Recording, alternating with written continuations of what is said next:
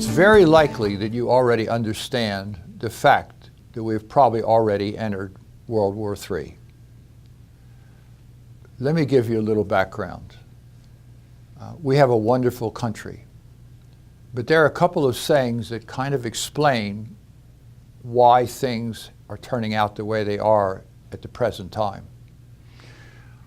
There was a great man named Lord Acton. Lord Acton is famous for this quote: "Power corrupts, absolute power corrupts absolutely."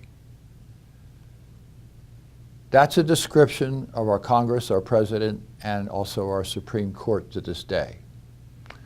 There is another saying that I think is equally true and also valuable. The saying is, power attracts corrupt people, absolute power attracts absolutely corrupt people. If you want a confirmation of that, just ask anybody to name 10 of the most vicious, horrible people in the world. Practically all, or probably all of them, will be government leaders. Why? Because we're sinful people. And when an individual like Hitler or Stalin or anybody else is given practically unlimited power, then the evil comes right out. As a result, millions of people are enslaved and millions of people are murdered. We talk about mass murderers when some horrible person kills 2, 3, 4, 5, 6, 8, 10 people in this country or somewhere else. It's nothing like the tens of millions or hundreds of millions of people who have been murdered in the last century and now in this century by governments. Generally by the governments who represent the individuals who have been murdered, citizens. Our country was based on godly values. The government was designed to protect us from such criminality. We've largely left our Constitution and completely ignored it. We're now following the Communist Manifesto. It's a very short document. I really recommend you read the Communist Manifesto. You will recognize that all 10 planks of the Communist Manifesto are being followed now by our government, and with enthusiasm. From my point of view, our downfall started around the year 1900. We had just finished a war with Spain, which was our first really war of conquest. Like all the wars that we've fought so far, starting then, they've been started under false pretenses. I won't go into those false pretenses just now. Teddy Roosevelt began the intrusion into the American public. He organized the Rough Riders when the American government attacked Spain and forced out the Spaniards. An incident deeply affected him when he was there. American companies brought over meat for the troops and warned the army that the meat had to stay under a cooling system or it would go bad. The army either couldn't or wouldn't refrigerate the meat, and it went bad, and it made the soldiers sick. That angered Teddy Roosevelt greatly. When he became president, he ordered the government to investigate the people who had provided the meat. He was provided with a document that exonerated them from all responsibility. He slammed the document down on his desk unread and said, "We got to fix these people." And he started what was called the Food and Drug Administration. The Food and Drug Administration has been responsible directly or indirectly for the death of millions of Americans ever since. An enormous intrusion into American rights. Now you have the progressive income tax. That's a communist idea. It's to punish people who are productive and to make slaves to people who are not productive. Government education system is another plank in the Communist Manifesto. We have government schools now. The federal government got involved when I was in the 6th grade. There was a big debate. Should we take government money They're so far away, some people said, that they can't do us any harm. We can take their money and improve the school system. Others said, don't take their money or they'll control you. The government school system always, in every country and all the history in the world, including ours, is a propaganda mill to make good, passive citizens who are willing to do what they're told, pay their taxes, die in battle if they're called to do so. Now we have a counter trend now, which is wonderful. That is the homeschool system. That's the real system of education in the world. That's a God-given responsibility of parents. The government has taken control of medicine and medical insurance. The American Medical Association, the AMA, has for a long time now basically controlled medicine in this country. It was founded by two criminal doctors, one of whom never even saw a patient in his lifetime, unless perhaps he treated somebody in his own family. The other was a great fundraiser. And between the two of them, they produced so much money and caused so much influence with the American government that as the American government got more and more involved in health and health insurance, they refer to the American Medical Association for their ideas. The American Medical Association has limited the ability of doctors to give good health practices to their patients and has completely controlled both doctors and now, with Obamacare, is controlling health care insurance. That's another form of fascism that I've explained in another discussion. Under false pretenses, we got into World War I just to show our muscle, and because the president at the time was a Marxist and wanted to establish a worldwide organization to control the entire world. It was called the League of Nations. The American Congress, specifically the Senate, did not fall for the scheme, and because America did not take part in the League of Nations, it fell apart.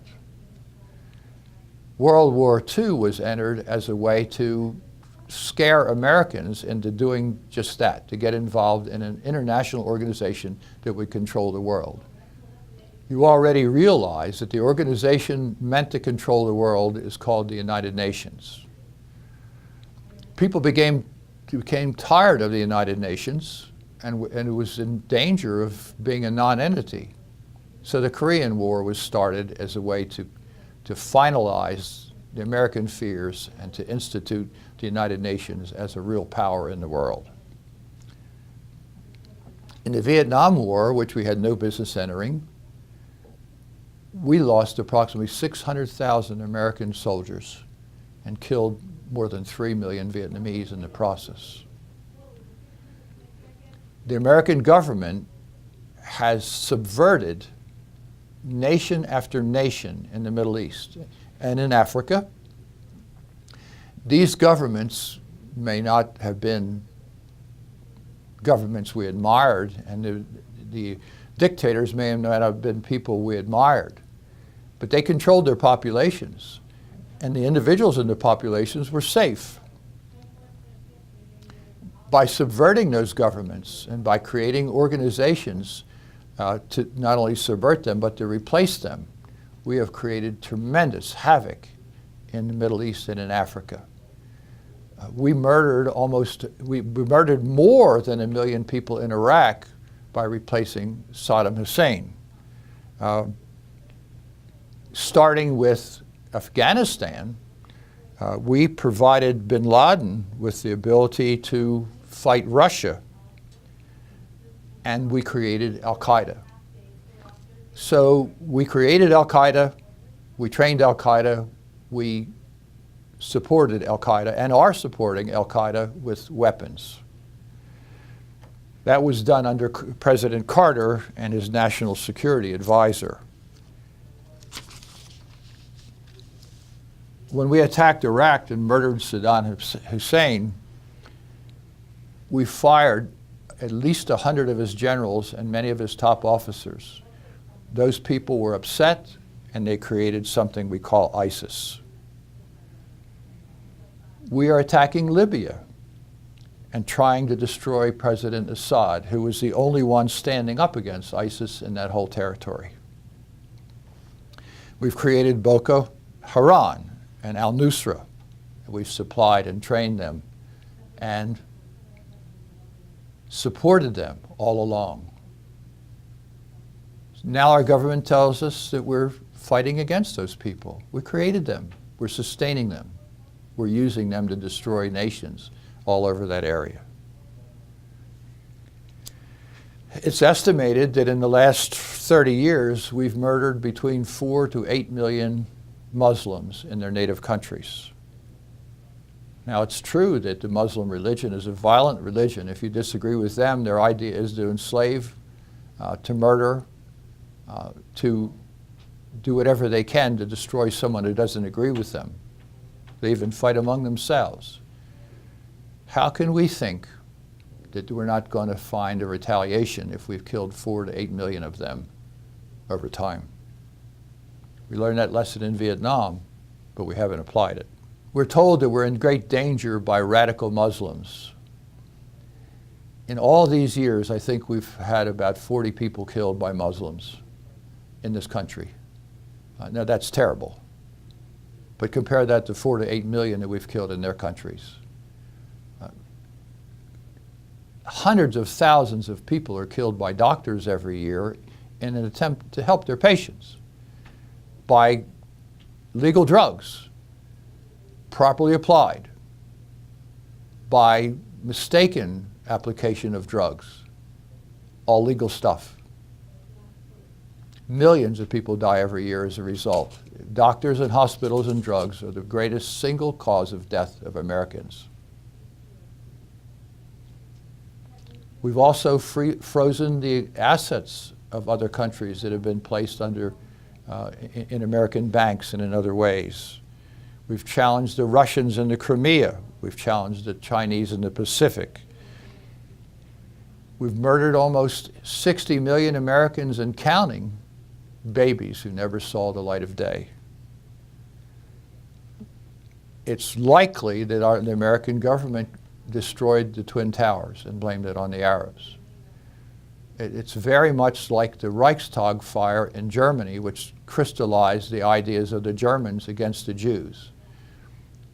The German government destroyed their own Reichstag, which was in effect their parliament building, and blamed it on the Jews and the communists. Retaliation. Retaliation can come in a number of forms. It is possible that people around the country will be angry at us for what we've done to their citizens in their home countries and will attack whenever they get a chance.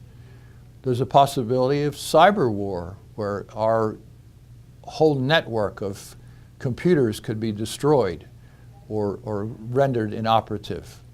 It's also possible for electromagnetic pulse attack. One single bomb around 20 miles above the surface of the United States, centered in the country, could be enough to wipe out basically all unprotected electronics and eliminate electricity over most of the country, if not all. These are the kinds of retaliations that could happen because of the terrible things our government has done around the country. Our government couldn't do these things except for the fact that we sit quietly by and allow it and go along with it. People in other countries laugh at us. They do everything they can to avoid the taxes that are imposed on them. And they laugh because we Americans are known for paying our taxes happily because we think it's our duty and responsibility, and it's a patriotic thing to do. We have to begin changing our mind about these things if we want our country to turn around and move in the direction of freedom and to be the light of the world again as it once was.